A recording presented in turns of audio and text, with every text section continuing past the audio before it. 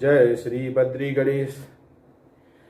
परम धामं परम ब्रह्मा परेशं परमेश्वरं विघ्न निघ्न करं शान्तं पुष्टं कान्तमनन्तकं सुरासुरेन्द्रे सिद्धेन्द्रे स्तुतं स्तौमि परात्परं सुरपद्धं दिनेशं च गणेशं मंगलायतनम। आगे भुसुंडी ऋषि की कहानी। ब्रह्मा जी ने व्यास जी से कहा कि मध्य देश में सहस्त्र नामक एक विख्यात नगर था, जिसमें सूरसेन नामक राजा एक राज्य करता था। वह राजा अत्यंत पराक्रमी, शत्रु विजेता और विद्वान था। एक दिन वह अपनी सभा में अपने सिंहासन पर विराजमान था। तभी उसने कुछ दूरी पर एक विमान को गिरता हुआ देखा। तब उसने अपने सैनिकों से कहा, जाओ और देखो वहां पर क्या गिरा है। उसके सैनिक वहां गए। उन्होंने देखा कि यह इंद्रदेव का एक विमान गिरा हुआ है। तब राजा स्वयं वहां पहुंचा और उसने इंद्रदेव से पूछा, देवराज, यह विमान गिरने का क्या कारण है। तब देवराज इंद्र ने कहा, हे राजन, मैं भुसुंडी ऋषि के दर्शन करके लौट रहा था। तब आपके राज्य में एक कुष्ठी दूत की नजर मेरे विमान पर पड़ गई और उसी के कारण यह विमान आपके राज्य में गिर गया है। राजा सूरसेन ने कहा, प्रभु, यह भुसुंडी ऋषि कौन है? उनके दर्शनों की ऐसी क्या महिमा है जैसे आप जैसे महामहिम उनके दर्शनार्थ पधारे? यह सब मुझे सुनाने की कृपा करें। इंद्र बोले, राजन, इस वर्णन का आरंभ मुझे पुराने समय से करना होगा। दंडकारण्य नामक वन में एक नाभा नाम का कोल जाति का व्यक्ति रहता था, जो अत्यंत दुर्दांत और लुटेरा था। वह मनुष्य, देवता, ऋषि आदि किसी भी व्यक्ति को नहीं छोड़ता था। जो भी मिल जाता उसे लूटता और मारपीट करता था।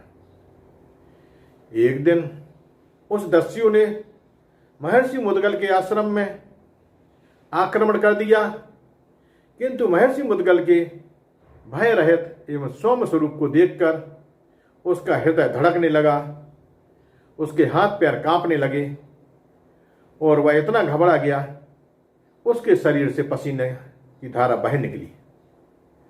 वहीं पास में एक गणेश कुंड था।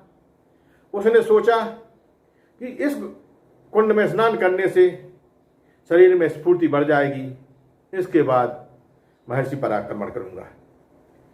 लेकिन जैसे ही उसने उस कुंड में गोता लगाया, उसकी विचारधारा बदल गई और वह महर्षि मुद्गल के पास जाकर उनके चरण पर कर बोला और कि मुझे क्षमा कर दो, मैंने बहुत अपराध किए हैं। महर्षि मुद्गल तो ऋषि थे ही और दयालु स्वभाव के थे। उन्होंने तुरंत उसे क्षमा कर दिया। तब उसने निवेदन किया, भगवान, मैंने अभी तक बहुत पाप किए हैं, उनसे छुटकारा पाने का उपाय बताइए। यह सुनकर महर्षि ने उसे गणेश जी का सप्ताक्षरी मंत्र गणेशाय ओम नमः का उपदेश दिया। फिर बोले, वत्स, मैं यहां पर एक सूखी लकड़ी गाड़ देता हूं। उसके अंकुरित होने तक तुम तपस्या करते रहोगे तो अभिष्ट की अवश्य पूर्ति होगी। वह महर्षि को प्रणाम करके वहीं जंगल में तपस्या करने लगा। उसे बहुत लंबा समय व्यतीत हो गया, लेकिन वह तपस्या करता रहा। तब सहसा वह लकड़ी अंकुरित हो गई। उसी समय महर्षि मुद्गल ने उसे दर्शन दिए और उसे सुंदर एवं दिव्य देह युक्त करके अपना पुत्र बना लिया। इसके पश्चात उन्होंने उसे गणेश्वर का एकाक्षरी मंत्र दिया। उसने उस मंत्र का अत्यंत भक्ति भावपूर्वक अनुष्ठान किया तथा मंत्र के संपन्न होने पर उसकी भ्रुकुटी से एक सूंड निकल आई। तभी से उसका नाम भुसुंडी हो गया। हे राजन, तदुपरांत महर्षि ने उससे वरदान दिया कि जो कोई तुम्हारा दर्शन करेगा वही मोक्ष को सहज ही प्राप्त कर लेगा और तुम 1 लाख वर्ष तक जीवित रहोगे। तब से वह कोल परम सिद्ध महाज्ञानी एवं महर्षि हो गया। उसका नाम भुसुंडी हुआ। संसार भर में के बड़े बड़े महर्षि देवता उसके दर्शन को आने लगे। मैं भी उनकी महिमा सुनकर उनके दर्शनार्थ गया था। राजा सूरसेन ने यह इतिहास सुनकर पुनः पूछा, प्रभु यह आपका यह विमान किस प्रकार उठने योग्य होगा?